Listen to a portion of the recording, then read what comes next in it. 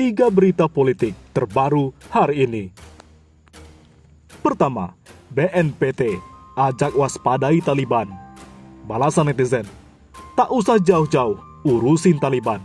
Noh, urusin teroris, KKB Papua. Berita kedua, Profesor Ambyar, Mahfud MD jadi bulan-bulanan netizen soal ex pegawai KPK bakal jadi ASN Polri. Berita ketiga, Luhut diskakmat tokoh adat Papua. Karena tuding, Haris Anzar minta saham Freeport.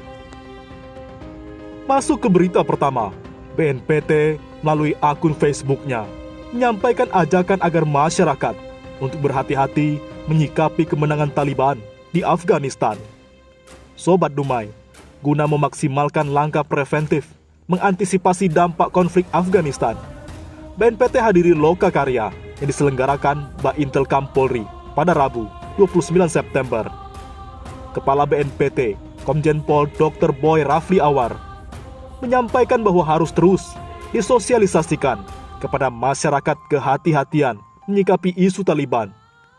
Lebih lanjut, Kepala BNPT sampaikan bahwa kita harus mengedukasi, mensosialisasikan, mengajak, menghimbau agar semua dapat mendukung untuk tertib hukum, tertib sosial yang bisa terpelihara sepanjang waktu. Netizen angkat bicara, duit negara dihabiskan buat kegiatan receh. Begini noh, KKB di Papua selesaikan. Sibuk urus negara orang, negara sendiri tidak diurusi. Taliban tak perlu kalian pikirkan, karena mereka memerdekakan negerinya dari penjajahan dan antek-anteknya. Jangan banyak ngelawak, kasihan negeri ini. Lihat kelakuan kalian. Tulis akun Iqbalmu di kolom komentar. Kegiatan yang tidak bermanfaat hanya menghambur-hamburkan uang negara. Yang bermanfaat itu jika judulnya belajar dari Taliban Afghanistan agar bangsa kita berdiri di atas kaki sendiri dan lepas dari kungkungan asing dan aseng. Tulis Rio Rinaldi. Mending urusin KKB aja, tulis Tio Pras. Pak, gak usah jauh-jauh ngurusin Afghanistan. Di Kiwiro itu loh, banyak anggota TNI dan Polri ditembak teroris KKB OPM. Bahkan petugas medis pun dibunuhnya. Ini loh Pak terorisnya. Taliban mah gak bakalan masuk ke sini Pak. Bisa kan fokus basmi teroris bersenjata api laras panjang KKB OPM itu, tulis Umar.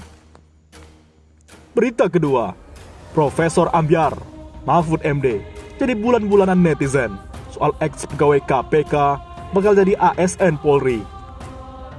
Menko Polhukam Profesor Mahfud MD mengatakan kontroversi tentang 56 pegawai KPK yang lolos tes wawasan kebangsaan atau TWK bisa diakhiri, yaitu melalui niat Kapolri menjadikan mereka sebagai aparatur sipil negara atau ASN di Polri. Kontroversi tentang 56 pegawai KPK yang terkait TWK bisa diakhiri. Mari kita melangkah ke depan dengan semangat kebersamaan. Langkah KPK yang melakukan TWK menurut MA dan MK tidak salah secara hukum.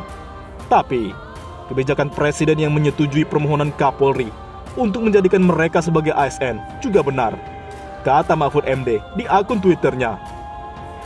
Pernyataan mantan Ketua Mahkamah Konstitusi ini banyak yang merespon. Salah satunya wartawan senior Farid Gaban. Bapak kan profesor, kok bermain kata-kata yang tidak logis? Kalau tes kebangsaan KPK itu memang valid, mereka yang dipecat tak akan cocok dimanapun. Kini makin jelas bahwa tes itu memang sudah ambyar sejak dalam motifnya, menyingkirkan orang dari KPK, kata Farid Gaban. Netizen lain menanggapi Mahfud MD. Benarnya di mana? Kemarin bilang Taliban, sekarang mau jadikan ASN Polri. Bilang saja untuk membungkam mereka, maka mau dijadikan ASN Polri agar tidak koar-koar, ujar Iskandar Fauzi. Sementara akun Falosendaya 1 menyebut statement Mahfud MD murahan, tak logis, asal jemplak. Waduh, Prof, katanya ahli hukum tata negara, kok membuat statement murahan? unlogik dan terkesan asal jeplak seperti ini. Ini menjatuhkan kredibilitas intelektual sekaligus moral Anda, Prof. Saran saya, hapus saja tweet ini, Prof.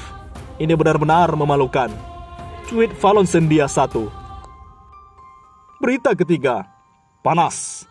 Luhut Diskakmat, tokoh adat Papua, yang menuding Haris Anzar minta saham PT Freeport.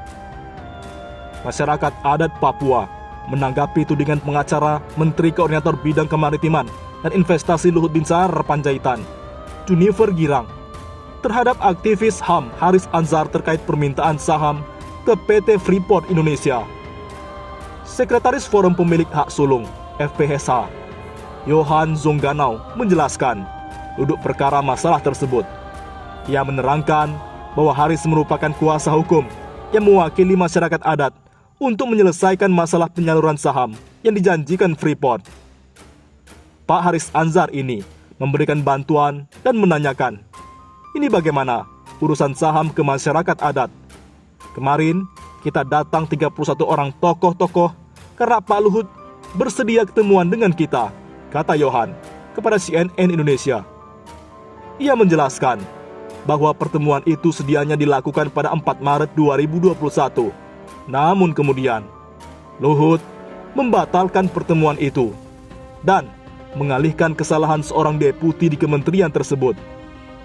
Menurut dia, Luhut sebagai Menteri Koordinator terkait dapat turun tangan dan membantu pengurusan distribusi saham yang diberikan kepada masyarakat adat.